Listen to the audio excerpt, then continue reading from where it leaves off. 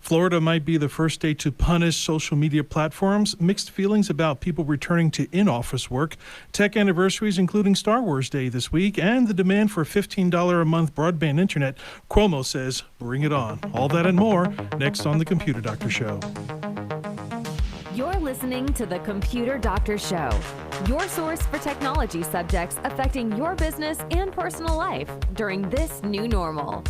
Your host is an award-winning office technician and IT specialist, author, tutor, ethical hacker, and recent winner on localbest.com as the best computer shop in Tucson. Broadcasting live, here's Aaron Moss. Hello, Tucson and the podcast world. Welcome to the Computer Doctor Show, episode 42. That's episode 42. I'm Aaron Moss, your host. Good to have you with us every Saturday, 2 p.m., right here on KVY 1030 The Voice. We post all of our shows and bonus content on computerdoctorshow.com. Again, computerdoctorshow.com. Our open lines, 520-790-2040. Feel free to call in anytime with your comments and questions. We have no co-host today, flying solo, but that's okay because we used to do this a long time ago. But hey, we're still going live and nice and strong. Our tech quote of the week was actually from Barbara Corcoran from the Shark Tank. Here is her quote: I've never had a good idea at blank. I've never had a good idea at blank. It's a location. So stay tuned for the answer of that blank at the end of the show. But here are some top tech news stories this week. NBC News reported yesterday Florida governor might be the first state to punish social media. So this is a situation where the governor wants to stop the deplatforming of politicians and candidates during these elections. This was happening during the presidential election, and obviously future elections of even governors and mayors and other people in office would have an effect on this subject. So a lot of government officials don't like this idea of this deplatforming because it makes the elections hard to deal with. So in order to stop them, what they're doing is they are infringing fines of $25,000 all the way up to $250,000, depending on the candidate that is deplatformed. So this is more or less an issue with the First Amendment versus company policy. So the First Amendment guarantees free speech, but there are all kinds of things that come into play when you're dealing with a private company that has their own policies on privacy and what is allowed and not allowed. So when you have a large platform that a lot of people use, when you make these different changes in your company policy, obviously they start to affect the public. So the solution that was that's being proposed by the state is to have a government-regulated social media, a government-regulated social media. Now, this kind of goes back in time where there were some government officials that wanted, for example, wiretapping to be okay. And then there was other issues where wiretapping was not okay. So the government, obviously they want to make sure that the public is safe, but they want to do this by some sort of regulation. And it's very, very difficult for them to do this because it's they do it in China, But here's the thing: we have to. This is why monopolies are so dangerous, because if you have a very, very high influence, which is people are able to obtain that through social media, because there are influencers and on various platforms out there that have more influence than, say, a state official. So there are some people out there that are shooting bird videos and cat videos and makeup videos. They actually have more following than governors and sometimes presidents, or even heads of state, people like that. So when someone has that much of an influence, they kind of are pressured into having this kind of regulated kind of control on that. So so there are times that happens, and also they're also saying sometimes this influence can also be misused, which is a very good point. There are experts that are saying that the attack on the Capitol back on January 6th was a result of a lack of regulation on social media, because a lot of those efforts may have been coordinated on social media. That's what experts are saying. So they're trying to prevent attacks like this from being prevented. So there's a lot of back and forth about that. But an interesting response that the social media company said. They said, all you have to do is stop lying in your campaigns and no one's going to be blacklisted.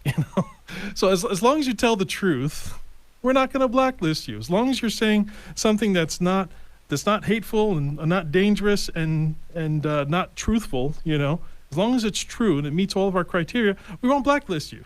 So apparently, maybe they think that the politicians are lying, possibly. Is that possible? Of course. Well, you be the judge. I try my best not to judge. Also, as COVID restrictions start to ease up, people are going back to office work, and how the office has changed in the last year and 2 months. So a lot of people have been working from home, doing homeschooling, not using their cars, but now there's this pressure to now move back into the in-office work environment, going back to commuting. Is there better productivity? Do people get more done in a physical office or working from home? There are some businesses that may have decided that working from home is better, and they're going to continue to do that. In sales, I forget what the exact term is, but if you are no longer being the supplier of a particular service or demand, and the public is without your service for a period of time, then there's always the chance that they've learned to live without you. They've learned to live without your product or service. So now you have to go back and you have to resell them. You have to remind them why they had your service from before, and see if they're still interested. People change over a year and 2 months, okay, without seeing. So some things have been changed forever. But I was also thinking about this, that the price of skirt and pants and shoes may start to go up.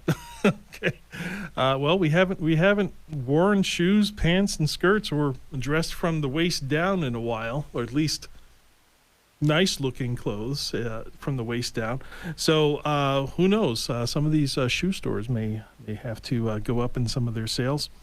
Many businesses may need to fire up their servers for the first time that they have in a year. Maybe their offices have been vacant, or maybe they have to put together a new office because they had to move out of their old office. So if you ever need any type of computer assistance, you could always call on the Computer Doctor of Tucson. The phone number 520-261-5508. Also, the New York Governor Cuomo says, bring it on. This is when he was talking about fighting the ISPs over a $15 a month internet at 25 megabit download speed.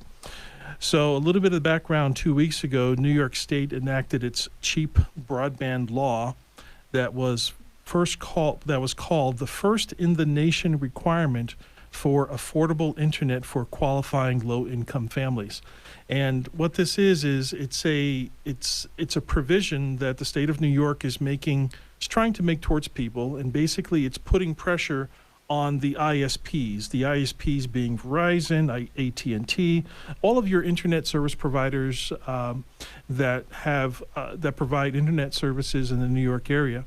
They are being forced or asked by the state to provide a plan of 25 megabit speed at a cost of $15 per month for the end user. What that basically means is $15 flat, and that $15 is supposed to include all taxes, all fees, rental, equipment, all those little fees that the internet service companies like to add on, that they tell you is not part of the original price, but some way, somehow just gets added to your bill every month.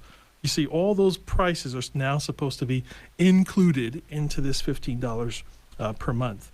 Now, here's where it gets a little bit funny, because now, if the state is enforcing this, now you have all of these internet service providers that have to provide this service at this price. So it kind of evens the playing field, because now you have the exact same product being sold at the exact same price by several different companies. So what does that create? Now all of these companies, they now have to figure out a way to gain customers, okay, through this program. But how do they do that and still remain competitive in the marketplace? If their prices are all the same and the service is all the same, what is the deciding factor? Well, it's going to be customer service, right? And it's going to be really, really hard to get better customer service, because that's what they're going to have to be, eventually, that's what they're going to have to promote, okay? If enough people knows about it, if enough people ask about it, eventually they're going to get to a point where they just have to advertise how much better customer service-wise that their company is over their competitors.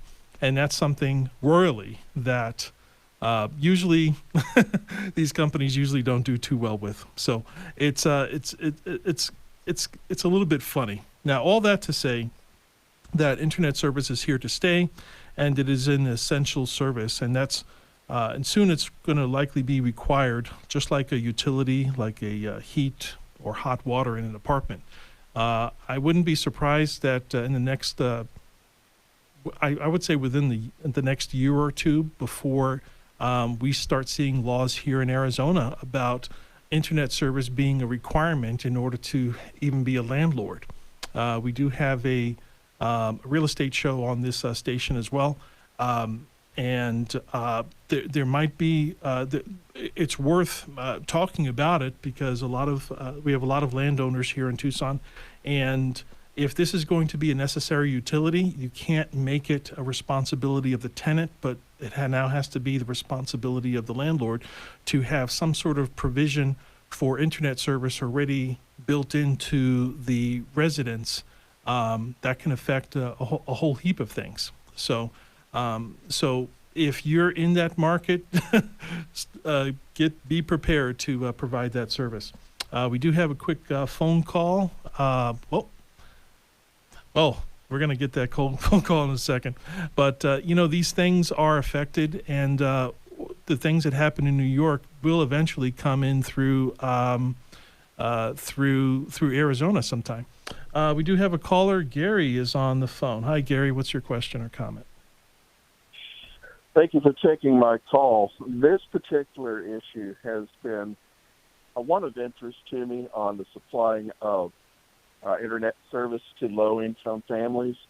I started following this back in 2016 when I started researching the national budget. Every year I would go through all 12 departments that the nation's budget was based on. Mm-hmm. And throughout those 12, there was a recurring theme of providing internet service to low-income families. That's way back in 2016. I live in Cochise County, and I know of no one that has received any funding for that. Mm-hmm. And it was under the first flag of Race to the Top education policy by Obama. Mm-hmm. And I have just, since 2016, have always watched this to see if anything of accountability would be brought out for all the money that they put into that budget, and it was quite hefty.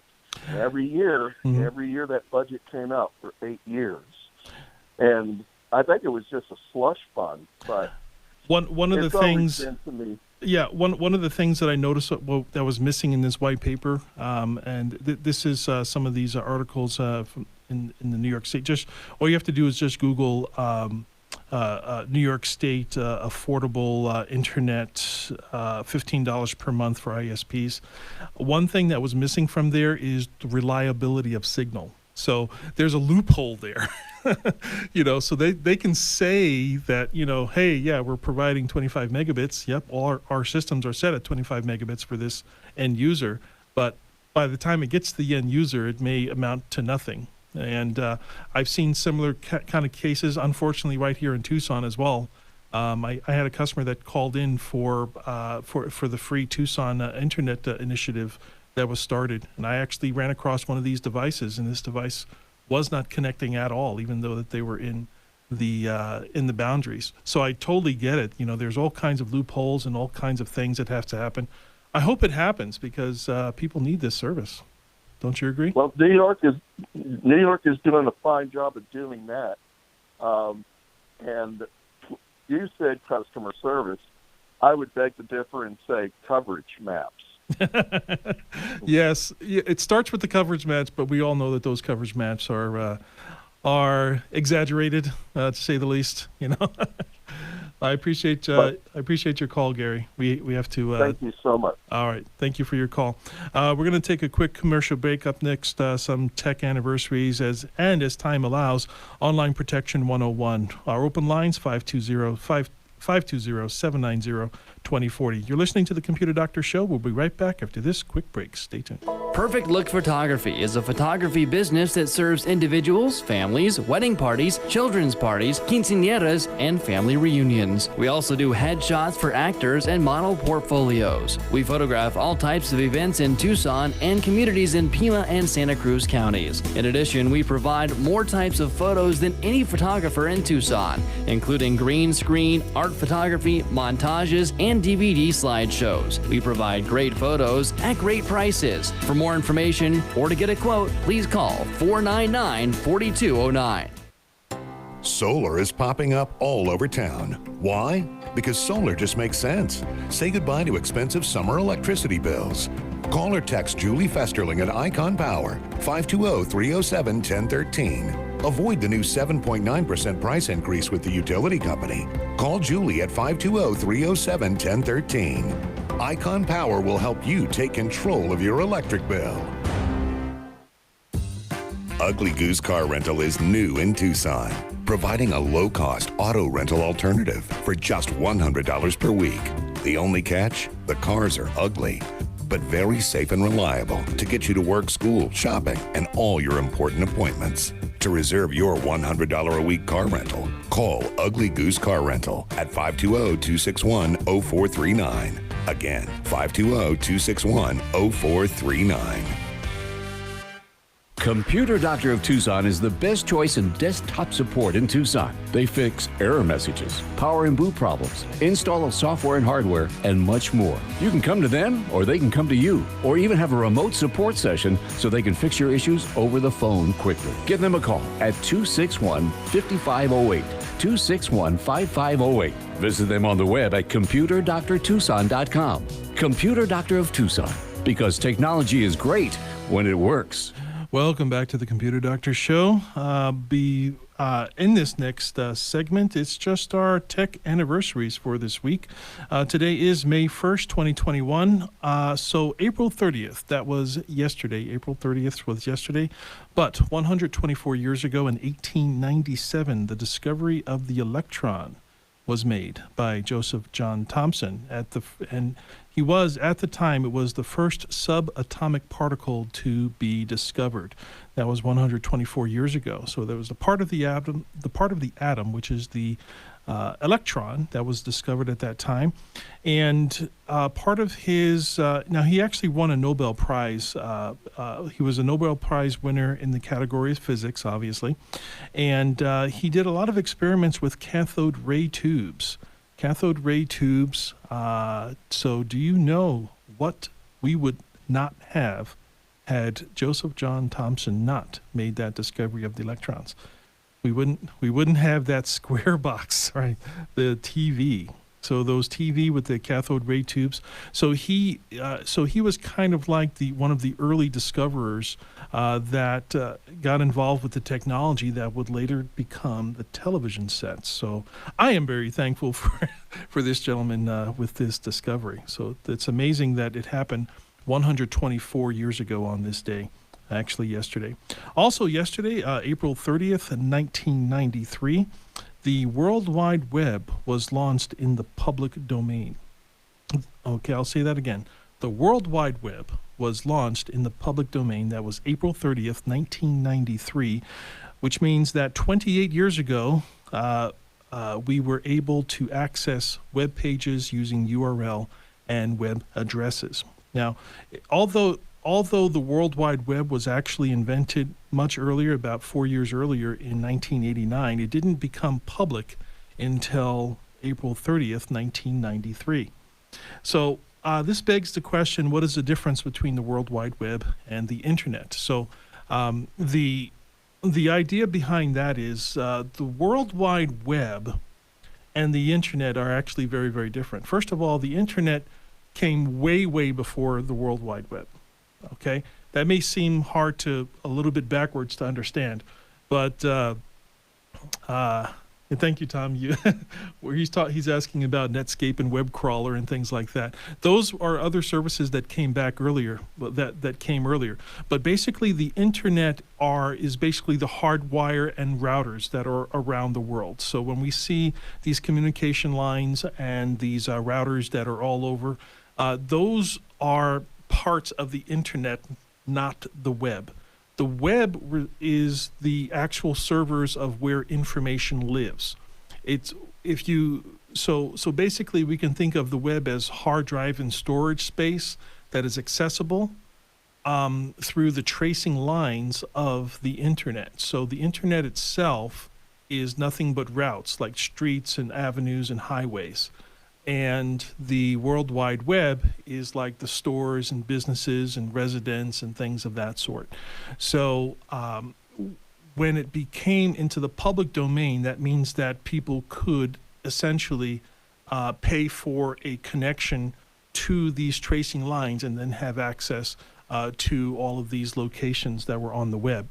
AOL would soon follow, and many other internet service companies. Of course, the only method of connection at the time was dial-up and some other some primal types of connections.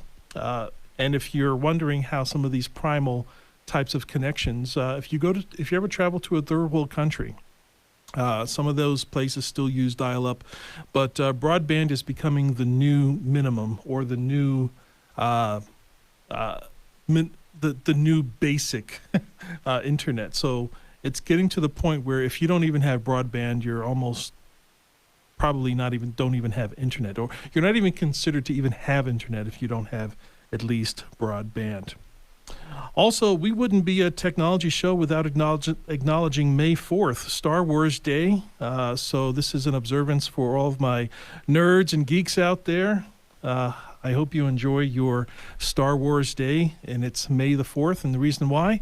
May the 4th be with you. May the 4th be with you. And this would also beg the question as to what would the star date be for Star Trek? Is there a Star Trek equivalent? And if so, what would it be? If you have an answer for that, send me a message at info@computerdoctorshow.com. I'd love to see. Tom is giving me the wave, the three-finger wave from Star Trek. So I guess it's a signal. I guess it's a signal, not really a date. Live long and prosper. The live long and prosper. Excellent, Tom. Thank you. This next segment is, we're going to have to cut it short, but it's Online Protection 101. Last time we talked about using the Onion browser for privacy. But this next tip is under privacy. Don't click ads in websites. Now, this only is referenced on ads within websites that have free content. Usually those ads go someplace else different than what you're thinking. So be careful of that. Before we wrap up, the answer to the tech quote of the week: I've never had a good idea. The answer: I've never had a good idea at my desk. And that was said by Barbara Corcoran. That's a great idea if you're trying to find a solution to something. So just be out in the world, go out and do something, and make sure that you have something to write with when the solution comes to you. Tune in next week as a special guest talks about legal issues around having your own website. My name is Aaron Moss, your host and technology expert. Today, Tom Fairbanks is at the board operator and producer. Listen to the Computer Doctor Show every Saturday at 2 p.m. right here on KVY 1030 The Voice. Stay safe, enjoy the rest of your weekend, and we'll talk to you again next week.